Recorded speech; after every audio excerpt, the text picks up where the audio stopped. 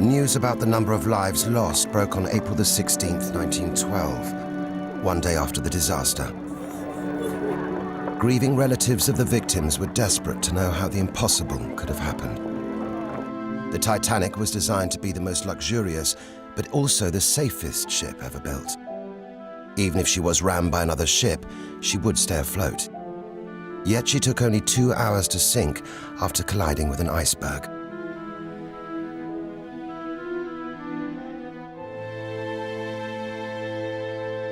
Two weeks later, a public inquiry was set up to find out if the disaster could have been avoided and if anyone was responsible for the loss of 1,523 lives. The chief counsel for the British government was the celebrated barrister Sir Rupert Isaacs. The key witness was Bruce Ismay, the 50-year-old chairman of White Star, the owner of Titanic, and one of the few men who had survived the maiden voyage.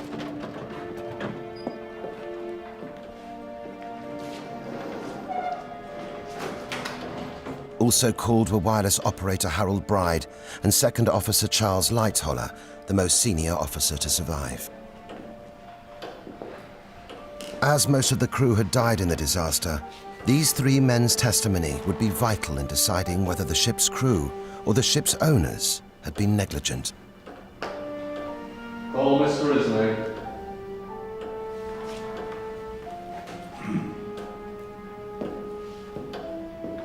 I gather that you yourself gave the instructions for the building of the Titanic. Yes. And of course you considered the question of floatability of the ship in cases of accident or emergency. We did. Did you give any special consideration to the question of providing additional lifeboat accommodation? I think the position was taken that the ship was looked upon as being practically unsinkable. She was looked upon as a lifeboat herself.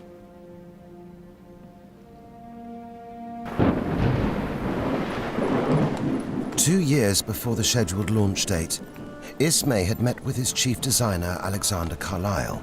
It was a meeting that would start the chain of events that would lead to disaster.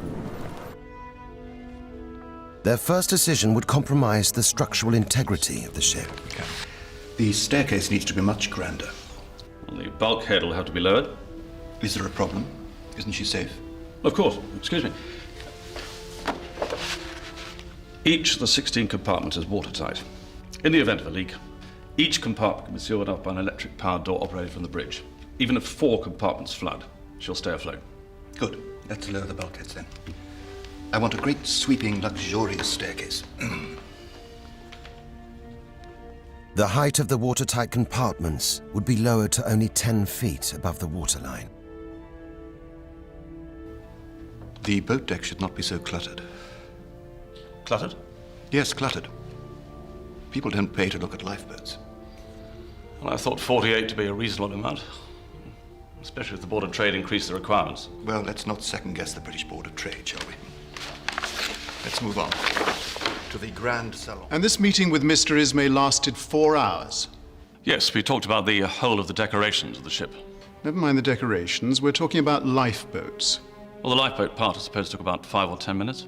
How many lifeboats did you think there ought to be? I thought there ought to be 3 on each set of davits.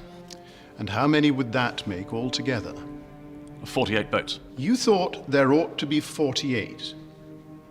Yes. Whereas in point of fact, how many were there? 16. 16.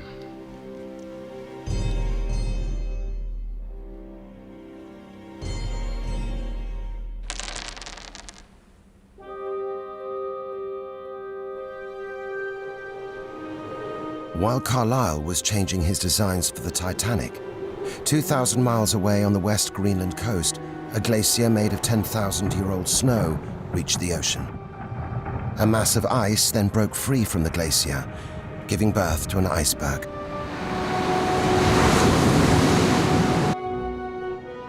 It was one of 40,000 icebergs born each year along the Greenland coast. 1 month later, the newly created iceberg had started a journey that could last over 2 years and take it around Baffin Bay and onto Newfoundland. But the chances of surviving the treacherous seas were slim. Tens of thousands of icebergs break off of Greenland every year, come down the coast of Labrador and Newfoundland, and a very small percentage of those, maybe only 1 to 4%, will make their way to where they become a threat to shipping. Tracking the unusual path of these icebergs is a continual challenge for the Ice Patrol's oceanographer, Donald Murphy. People are often surprised to find out that when an iceberg comes off from the Greenland Glacier, its first movement is not southward towards the shipping lanes, but in fact it starts moving northward along the coast of Greenland before its southward journey. In April 1910, the iceberg continued its journey up the West Greenland coast, carried along by the ocean's current. At the same time, work began on building the hull of the Titanic, the largest ship in the world. Shipbuilding was in transition. Machine was replacing man, and steel was replacing iron. The builders of the Titanic wanted the hull to be made of steel plates, held together with steel rivets. This was only possible using a large pneumatic riveting machine. But this equipment was too bulky to be used in the curved areas of the ship. So instead, men had to seal the plates manually using wrought iron rivets, which were easier to hammer into place. It was a widespread practice, and for nearly a century, nobody suspected it had anything to do with the sinking of the ship. But this all changed in 1996, after an expedition to the wreck of the Titanic, when they discovered for the first time that iron rivets had been used to make part of the hull. Jennifer Hooper McCarty was part of a team at Johns Hopkins University in Baltimore that began a forensic investigation of the rivets. The first step in the forensic investigation was to find out what those rivets were made of and how that material would act under different mechanical tests. To explore the effects of using wrought iron rather than steel, a section of the Titanic's hull was reproduced, using steel plates held together by iron rivets.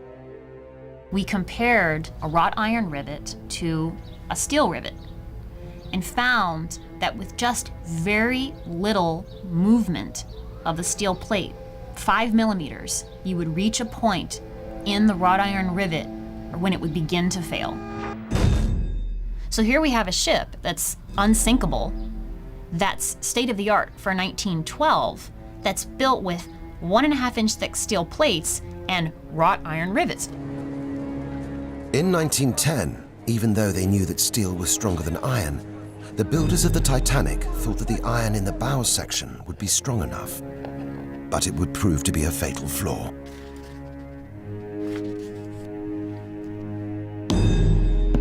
From the very day that she was designed, she was almost doomed.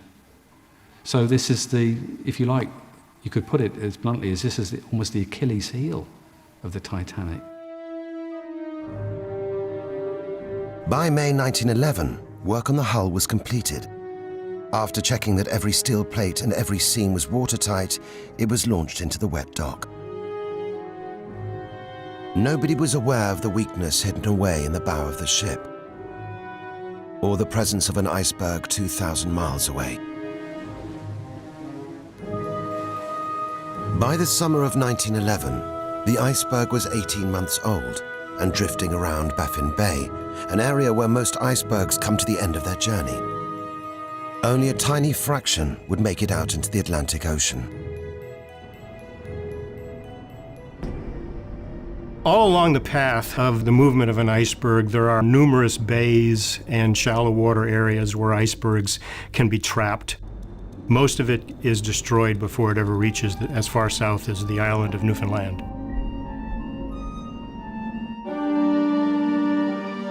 Over the next 6 months, the Titanic was in its final stages of being fitted out. An army of carpenters and craftsmen were at work creating the interior splendor of the ship.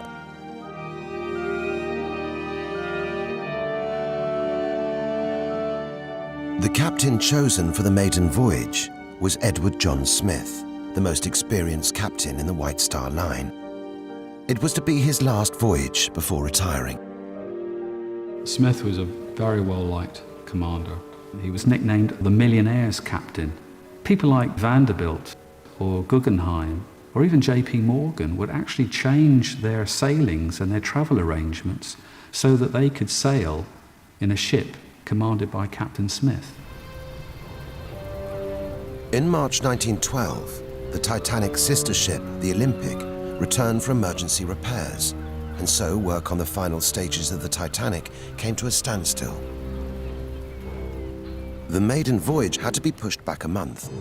Instead of March, it would now be sailing in mid-April, the month where most icebergs appear in the shipping lanes in the North Atlantic.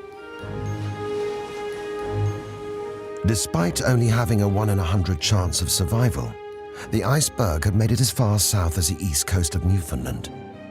It still had a mass of over 500,000 tons and was drifting a further 8 miles a day southward towards the shipping lanes.